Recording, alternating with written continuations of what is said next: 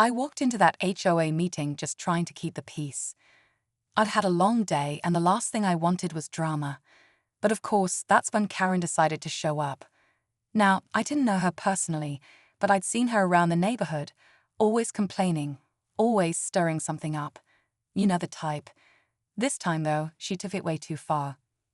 Right in the middle of the meeting, while we were discussing something as simple as fence colors, she stood up, pointed right at me, and said, "You're not even a real veteran. You're just faking it for attention." The whole room went silent.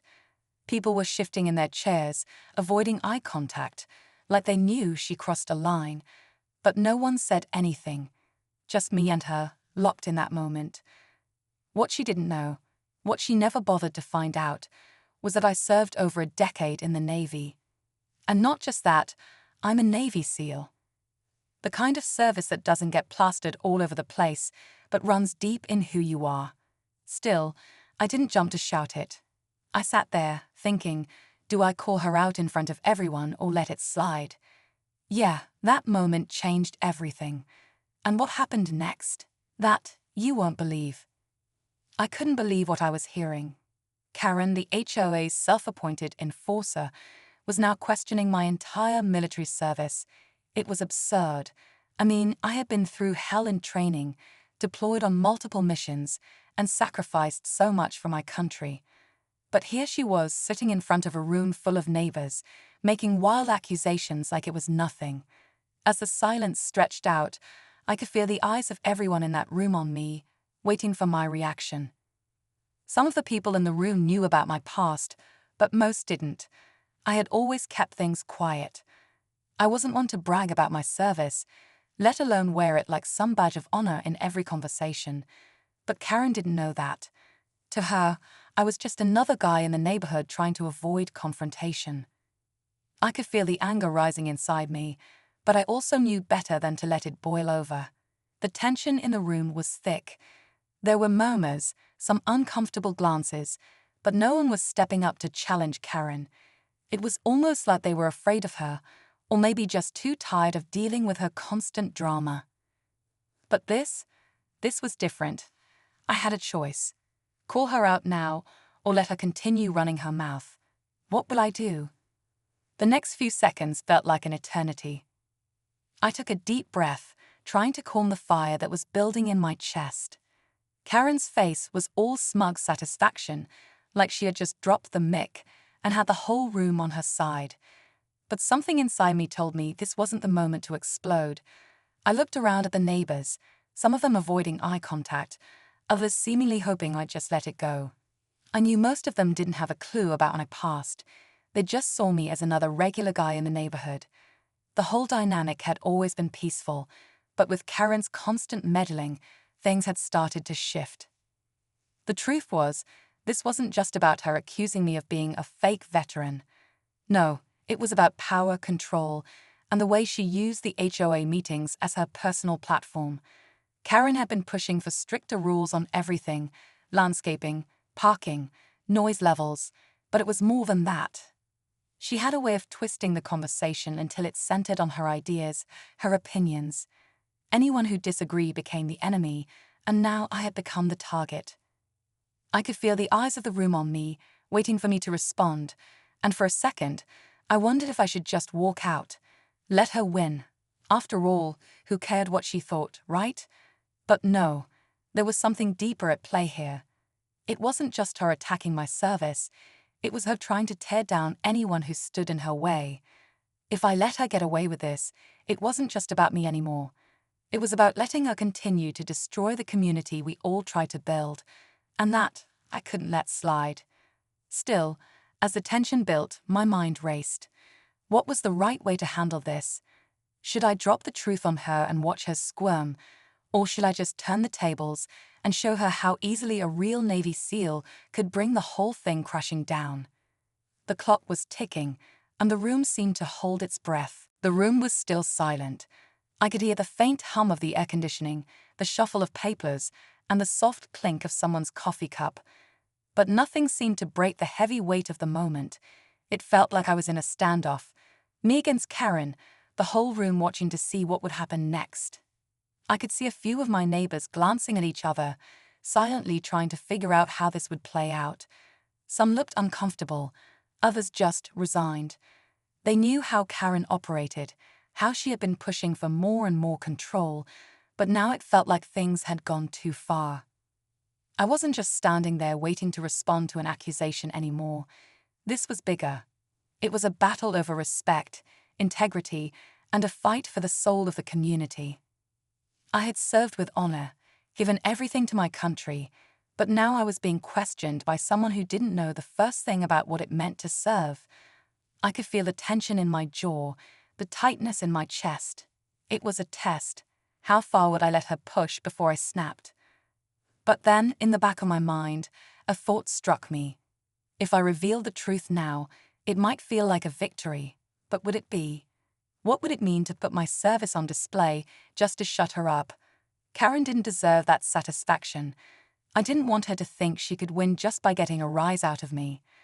And yet, I knew it was coming. I could see the glint in her eyes, the challenge. She was daring me to step up, to expose myself. The question was, how far was I willing to let her go before I broke my silence? I took another breath, trying to steady myself.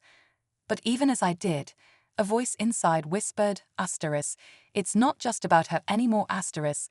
This was about me standing up for everything I believed in, for the men and women I'd served alongside, for every battle fought in silence.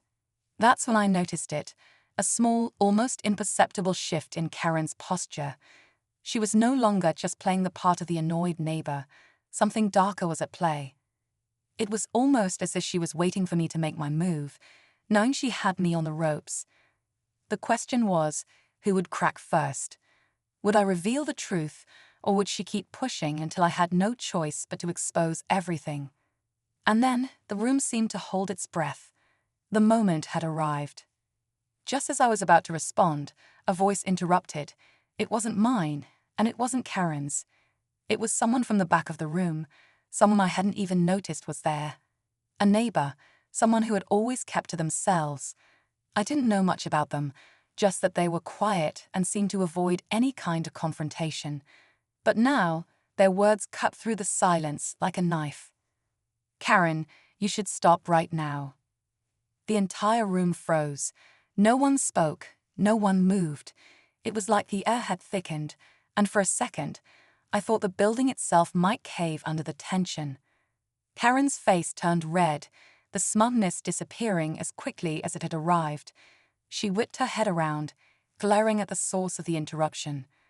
It was Chris, a guy who'd lived in the neighborhood for a while, but was never part of the drama. He wasn't even involved in the HOA meetings. But now here he was, stepping into the spotlight in the most unexpected way. I could tell he wasn't backing down, though. His voice was calm, but there was something in his eyes, a kind of steel I hadn't expected. Who do you think you are, questioning his service? Chris continued, his voice low but firm. You don't know anything about what he's been through. You don't know who he really is. Karen's eyes narrowed as she took a step toward him. Stay out of this, Chris. This doesn't concern you. But Chris didn't flinch. He looked her dead in the eyes, unshaken. It does now, because you've crossed a line. Everyone in the room seemed to shift uneasily. I could feel the energy change. For a moment, Karen seemed unsure, her usual confidence cracking. It was as if she didn't expect anyone to challenge her, especially not someone like Chris. And I knew in that moment, the game had changed. I had been ready to confront Karen on my own, but now I wasn't the only one standing up to her. Suddenly, this wasn't just about me and my military service. It was about something bigger. The entire room was beginning to realize that Karen's reign of manipulation wasn't just affecting me. It was affecting all of us.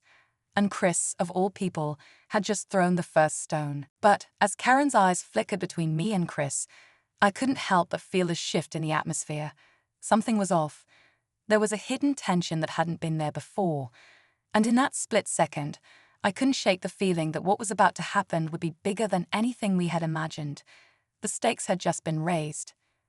Karen's gaze flickered between Chris and me, her face contorting with a mix of anger and disbelief. She hadn't expected anyone, let alone Chris, to speak up. The room was charged with tension, the kind of weight that made every breath feel like a battle. For a moment, I thought she might lash out, or worse, turn the room against us both. But then she did something unexpected. She stepped back. Her eyes shifted, scanning the faces of the other neighbors, as if looking for support.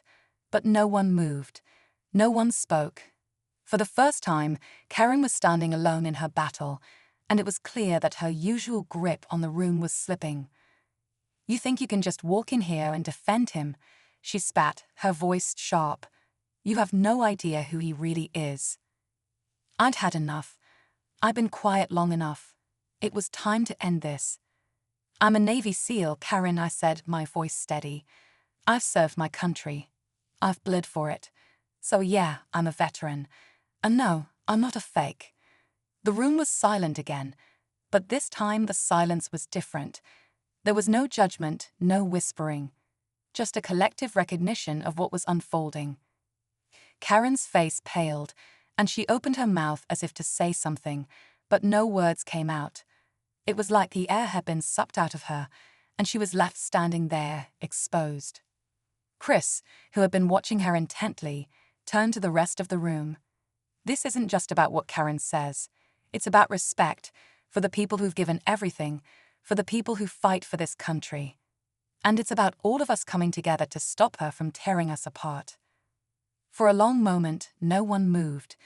But then, one by one, neighbors began nodding, shifting in their seats as if they were finally waking up from some sort of spell she'd cast over them. The power she'd held in this room, in this neighborhood, was evaporating. But just when I thought it was over, when I thought I had seen the last of Karen's manipulation, she pulled one last card.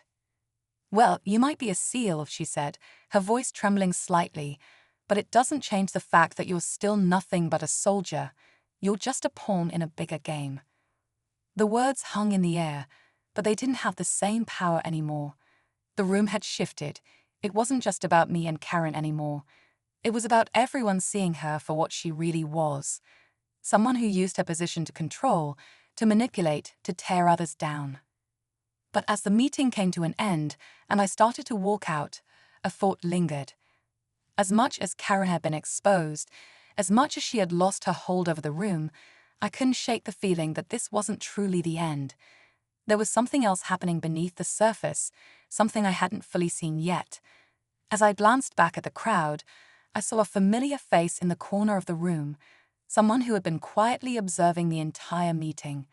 And they weren't just watching. They were smiling.